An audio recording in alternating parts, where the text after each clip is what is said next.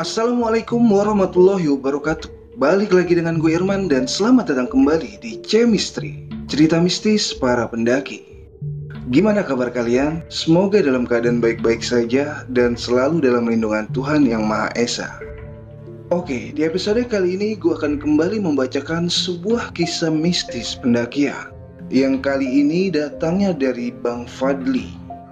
Tepatnya di tahun 2010, Fadli bersama kekasihnya mendaki ke Gunung Semeru. Bagaimanakah kisahnya?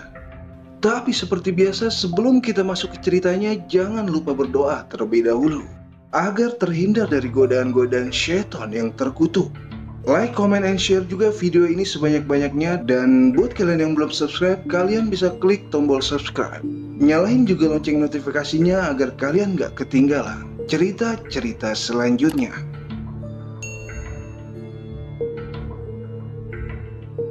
Perkenalkan, namaku Fadli. Aku seseorang yang senang sekali akan hal-hal yang berbau pendakian.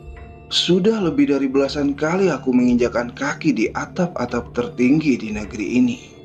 Sampai saat kejadian itu, kejadian yang membuatku trauma untuk kembali mendaki. Aku pernah berjanji kepada orang yang paling kucintai, sebuah janji di Danau Ranukumbolo. Suatu hari, tepatnya di tahun 2010, aku pergi ke rumah kekasihku. Lihat, kami sudah hampir 4 tahun berpacaran. Hubungan kami pun bisa dibilang baik-baik saja. Tentu ada keributan dalam sebuah hubungan, tapi bersyukur kami mampu untuk melewatinya. 5 bulan terakhir ini kami memang selalu membicarakan tentang kelanjutan sebuah hubungan ke tahap yang lebih serius, ya, pernikahan. Ya, kalau kalian sudah merasa cocok, apalagi yang harus difikirkan? Tunangan saja dulu, ucap ibunya Lia. Iya bu, saya sudah mantap kok dengan Lia. Insya Allah bulan depan saya akan membawa keluarga kemari, ucapku sembari duduk di kursi berhadapan dengan kedua orang tua Lia. Setelah percakapan itu, aku dan Lia pamit keluar rumah untuk mencari makan atau menghirup angin segar. Di salah satu rumah makan di kotaku, aku disibukkan dengan pilihan menu yang akan kami makan. Sementara Lia, ia terlihat melamun. Entah apa yang difikirkannya kala itu.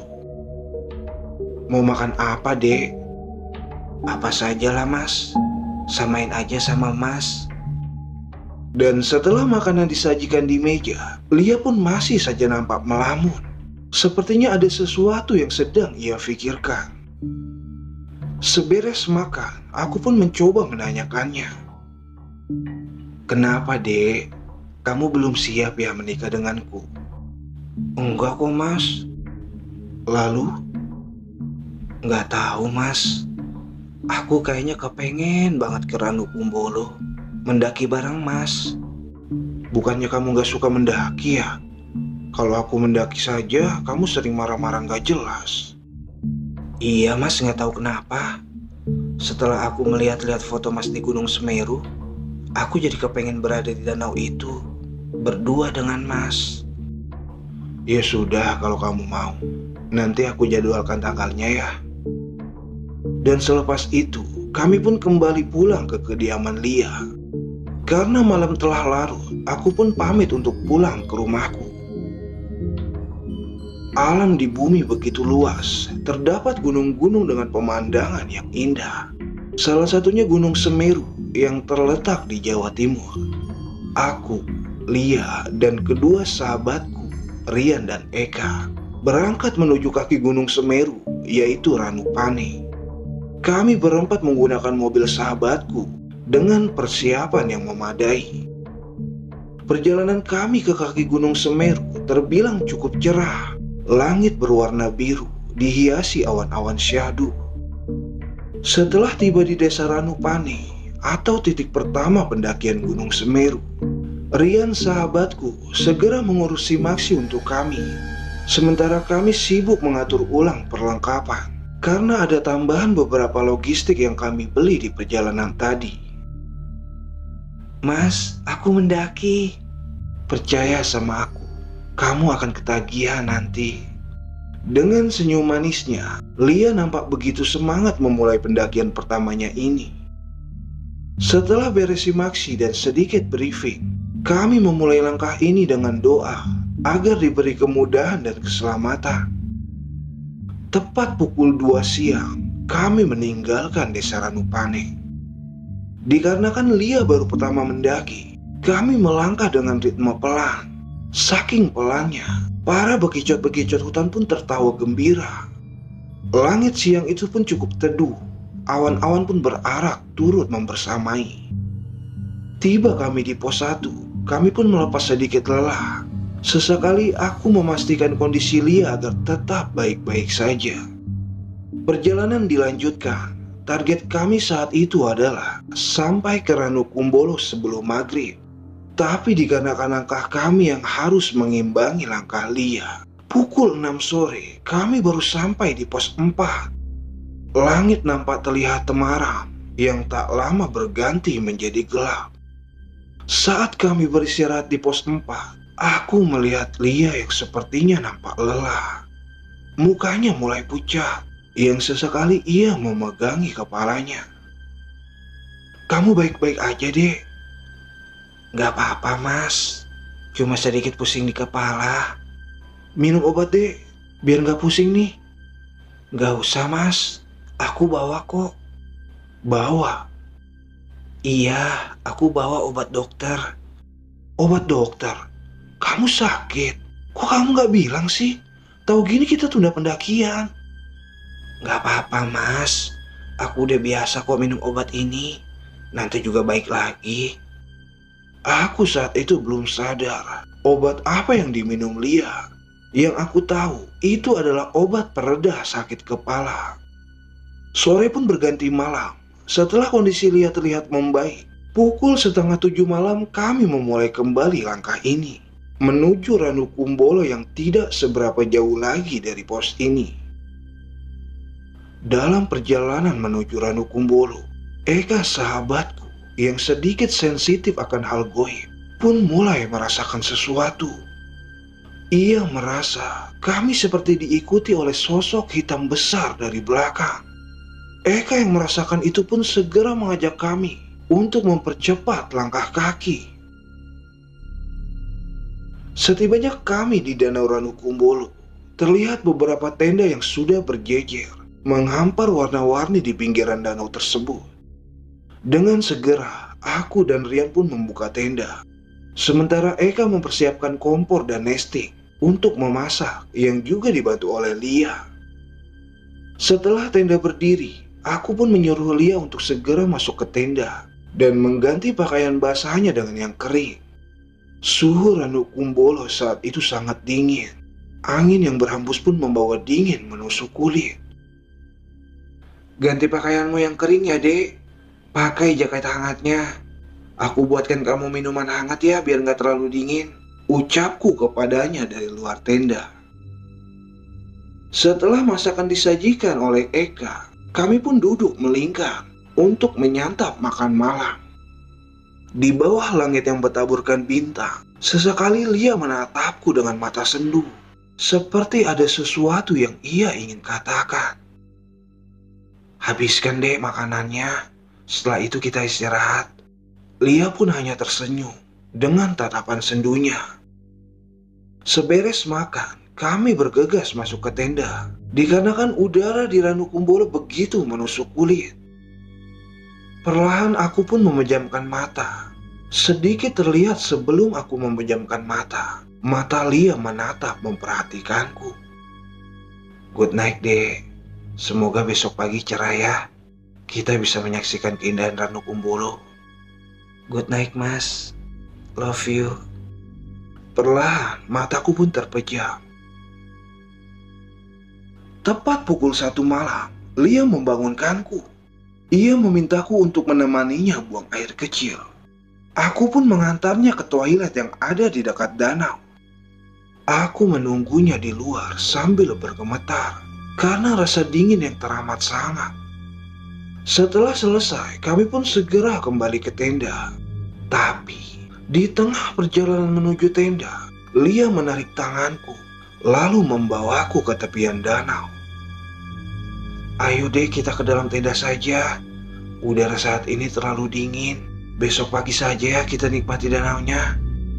Sebentar aja mas, please. Permintaannya agak memelas. Aku pun orang yang tak mampu menolak permintaannya. Dari awalku mengenalnya, ia jarang sekali meminta ini itu kepadaku. Makanya setiap kali ia meminta sesuatu padaku, aku pasti menurutinya. "Ya udah deh, jangan lama-lama ya." Iya mas, temani aku sebentar di sini ya. Aku ingin di sini berdua dengan mas, menatap Ranu Kumbolo dengan jutaan bintang di atasnya. Dan mungkin saja ini permintaanku yang terakhir kalinya mas. "Maksudnya dek?" Sudah hampir 4 tahun kita bersama. Banyak sekali cerita yang sudah kita lewati. Mas orang baik. Aku merasa orang yang paling beruntung karena mas sudah mempercayai dan memilihku sebagai teman hidup mas.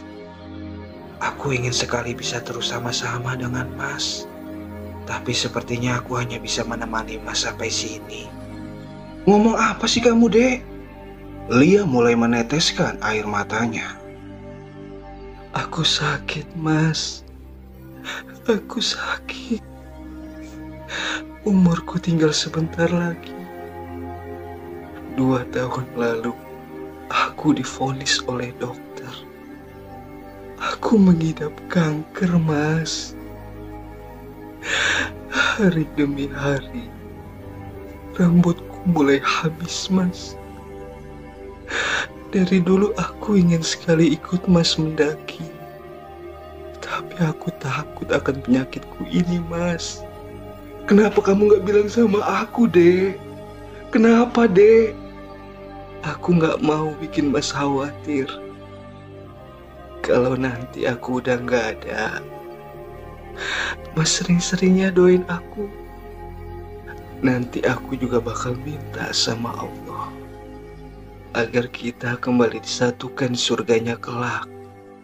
"Enggak, dek. Kamu masih bisa sembuh. Kamu pasti sembuh. Banyak kok dokter yang sudah bisa menyembuhkan kanker. Kalau perlu kita berobat ke luar negeri ya, biar kamu sembuh." Enggak mas, aku udah gak bisa sembuh mas. Ya Allah, dek. Dek. Dek. Tanpa sadar, Lia saat itu pingsan. Aku pun segera membawanya masuk ke dalam tenda. Aku nampak sekali khawatir dan kubangunkan kedua sahabatku. Aku terus berusaha menyadarkan Lia. Masih berdenyut nadi dan detak jantungnya masih ada. Sedikit tenang, juga ada tegang. Aku tidak tidur sampai subuh datang menyapa.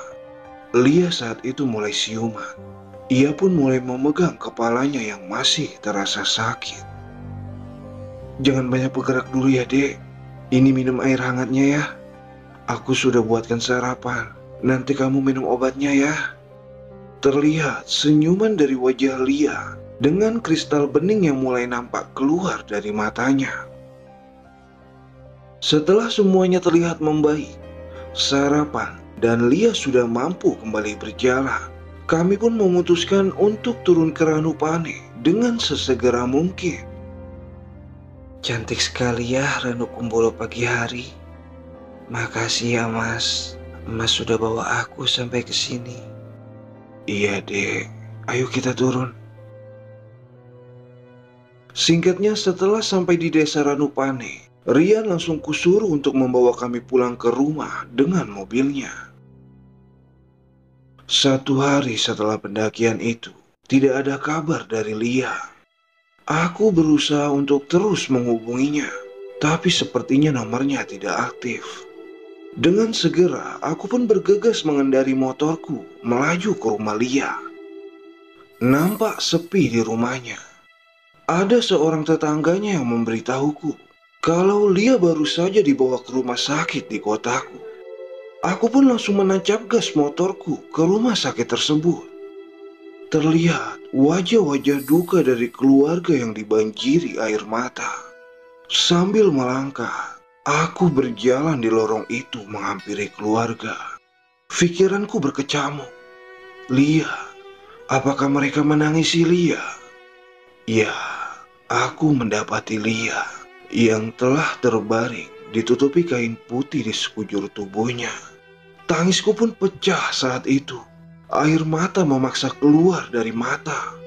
Orang yang kucintai kini telah tiada. Lia dinyatakan tutup usia karena kanker ganas yang menggerogoti tubuhnya. Proses pemakaman pun disiapkan. Aku memeluk tubuhnya, mengantarkan masuk ke liang keabadian untuk terakhir kalinya. Ranu Kumbolo, engkaulah keindahan penuntas janji, dan Lia akan tetap abadi.